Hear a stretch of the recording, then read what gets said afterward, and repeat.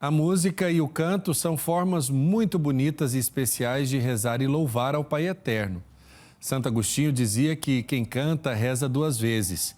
E para falar sobre os cuidados com a voz e como se preparar para levar a mensagem do amor do Pai por meio da música, nós vamos conversar com o professor de técnica vocal e musical, Leandro Evaristo.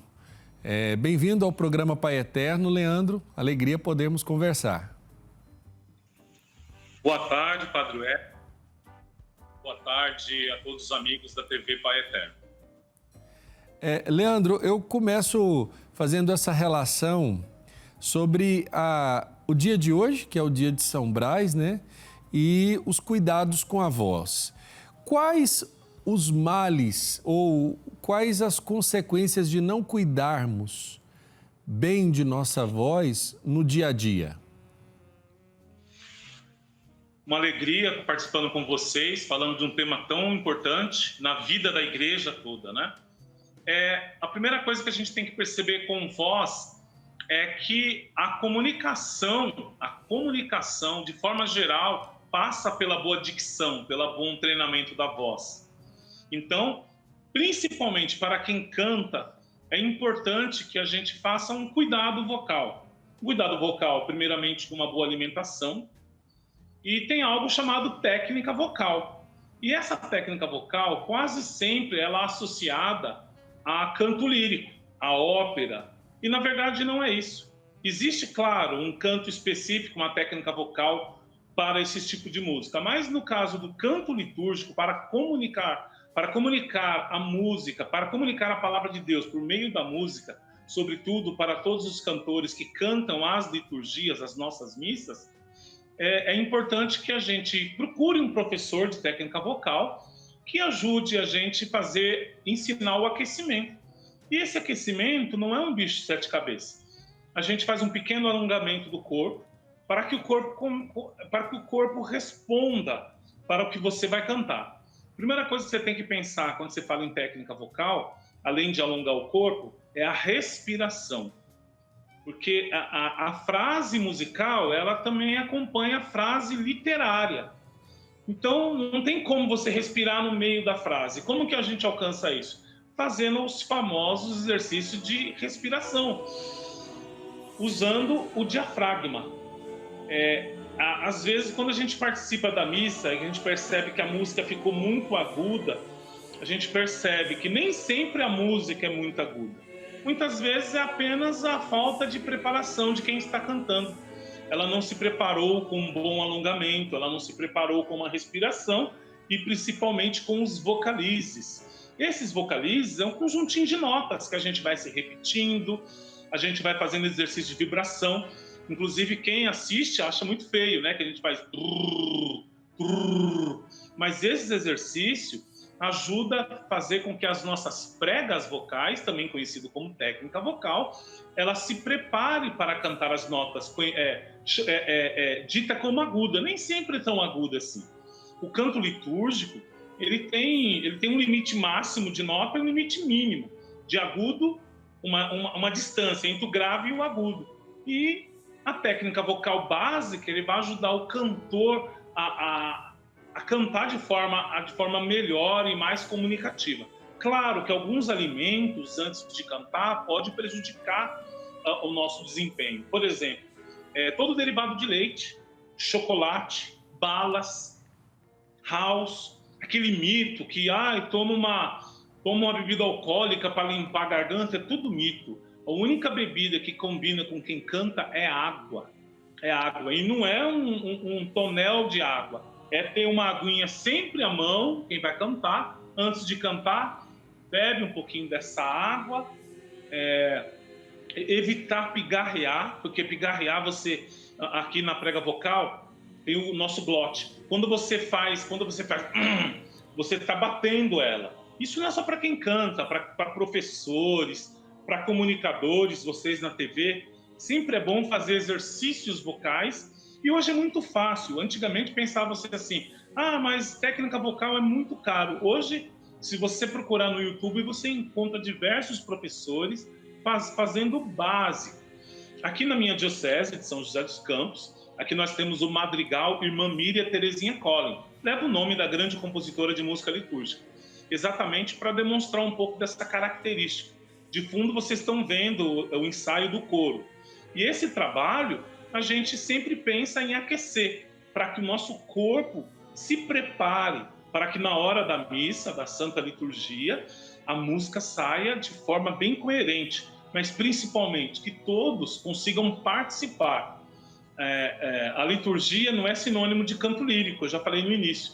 Então não é nada complexo. Às vezes as pessoas pensam, quem estuda técnica vocal vai cantar igual ópera, que é aquelas vibrações. Não, não é isso. Se tiver alguém fazendo dessa forma, está errado. Porque o canto litúrgico, claro que a arte é muito bem-vinda, e a técnica vocal é sinônimo de arte. Porém, a participação ativa da comunidade, Leandro, da Assembleia, é fundamental. Sim.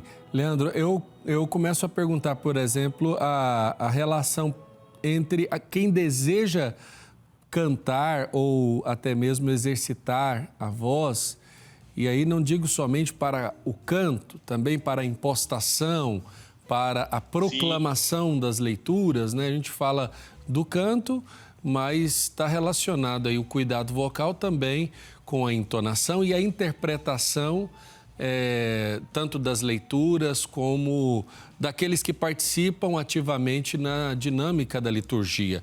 Eu queria saber Sim. qual é o papel em específico desse professor de técnica vocal para dar esse suporte às pessoas que participam da liturgia.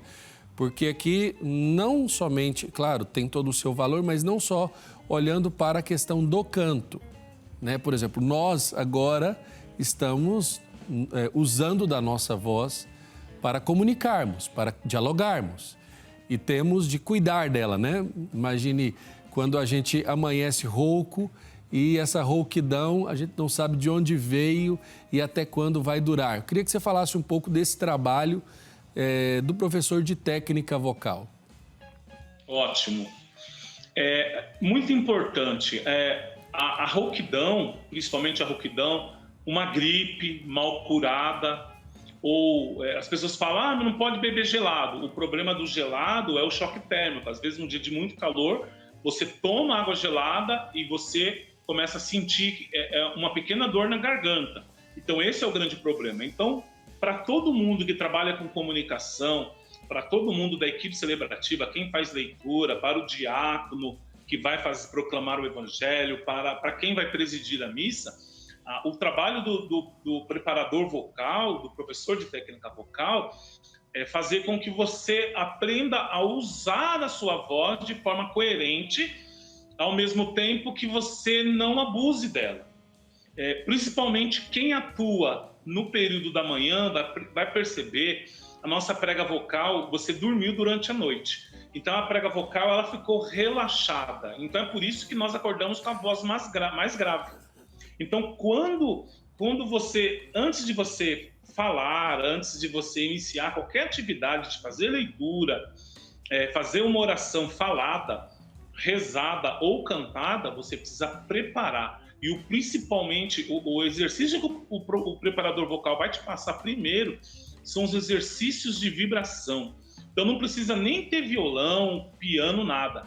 É simplesmente fazer isso aqui, ó. Que a gente chama de imitar o som do carrinho quando a criança faz, né? Parece ser uma coisa muito doida, mas na verdade você está fazendo com que a sua prega vocal entenda que ela vai ser usada. Então todos os preparadores vocais vão indicar exercícios de vibração. Ou trrr, ou brrr. Alongar o pescoço, para quem trabalha com a comunicação, alonga o pescoço, e você vai perceber a diferença que é na hora que você for falar. Perfeito. E quais são as maiores dificuldades que você encontra, os maiores desafios para quem não cuida, por exemplo, da própria voz e às vezes procura já com algumas situações? Exemplo, calo na voz, fenda vocal, essa rouquidão congênita. Queria que você falasse brevemente sobre isso. Tá. Um dos primeiros problemas que a gente encontra é a fenda gótica, que é a abertura irregular.